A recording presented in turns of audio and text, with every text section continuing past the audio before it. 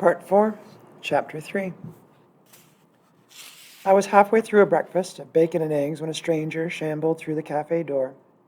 A not very tall guy, wearing an overcoat that hung almost to his broken-down running shoes, a greasy ball cap, and a scarf wrapped around his neck and over his ears, although the sun was shining out on Lakeshore Boulevard. A street person who had heard about Rena's, I guessed. He had made his way to the back counter just as the Queen of Sweden turned away, holding her mug of steaming Colombian. She gave him a look that said, "They're letting just anyone in here nowadays," and took a seat at her table. Even from my booth, I could see the man's hand shaking as he picked up a mug. If he tried filling it, he'd burn himself for sure. I hustled over, beating him to the coffee pot, and topped up my own mug. "Can I pour some for you too?" I asked. Silently, he handed me his cup. His eyes were red-rimmed and watery, his complexion waxy under a few days' graying stubble. His mouth had collapsed in on itself. No teeth, I guessed. "Cream and sugar?" I asked. He nodded, sniffed wetly, and jammed his hands in his coat pockets to hide the tremors. "Grab a seat, and I'll bring it over to you." He hesitated, then did as I suggested. I put in 3 spoons of sugar and lots of cream. Sometimes the only nourishment the Elkies got all day was what came in their coffee, Rena had told me one time. He was sitting at a table by himself, his back straight, chin up, staring straight ahead. He looked almost dignified. I set the mug down on the table in front of him. "How about something to eat?" I asked. "We're out of cookies, but I could get you something." He looked up, nodded, wrapped his soiled hands around the mug, then carefully, as if lifting a piece of priceless china, raised it shakily to his mouth. He slurped, swallowed, and said, "Ah." I headed for the kitchen and noticed Rena leaning in the doorway, arms crossed, watching me and smiling. "What?" I said, following her through.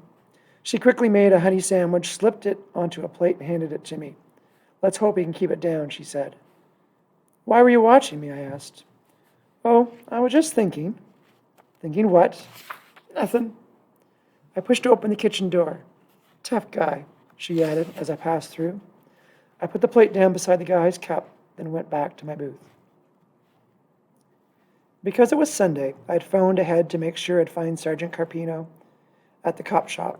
When I asked for him at the front desk, the officer on duty picked up her phone, punched a number, mumbled something, and said, "He'll be with you in a minute." I waited on one of the benches. The place was pretty quiet. A few uniforms came and went. A phone rang somewhere. After a while, Carpino, his shirt sleeves rolled up above the elbow, his tie pulled loose, came through a door beside the desk. He stood with his hands on his hips and looked at the duty cop, who pointed to me. I stood and walked over to him. "Long time," he said. "Yeah." "You weren't supposed to come back here." "I need to talk to you." "Still living in New Toronto with your aunt?" "Yeah." "Your dad know you're here?" "No, this isn't about him." Carpino looked me over. "What's it like out? Sunny? Warm? Let's take a walk."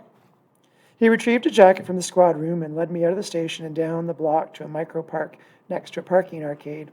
Pigeons strutted around on the dirty sidewalk next to potted shrubs, their heads bobbing, scurrying out of the way when a pedestrian came by. Carpino sat on a bench and lit up a smoke. "So what's going on?" he asked.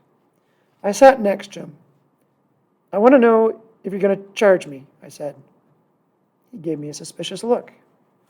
"Explain." "That day you dropped me off at my aunt's in New Toronto, you told me if I come back home, you'd nail me for the B&E and a couple of assaults." "Yes, so?" "So I have to know, are you going to charge me? Because if you are, I want to do it now. I'm ready.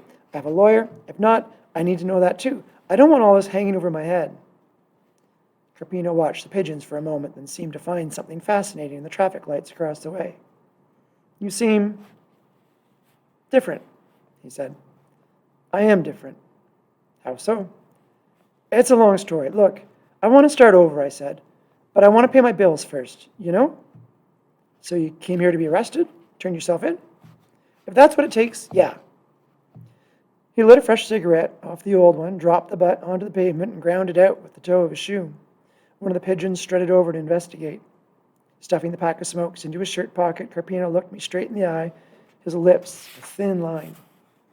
"I don't know nothing about any assaults or B&E, he said. "What do you mean?" He stood and pointed towards the nearest intersection. "See that sign for the city bus?" "Yeah." "When the number 52 comes along, you get on it." It'll take you right to the GO station." He turned and walked back along the street toward the police station.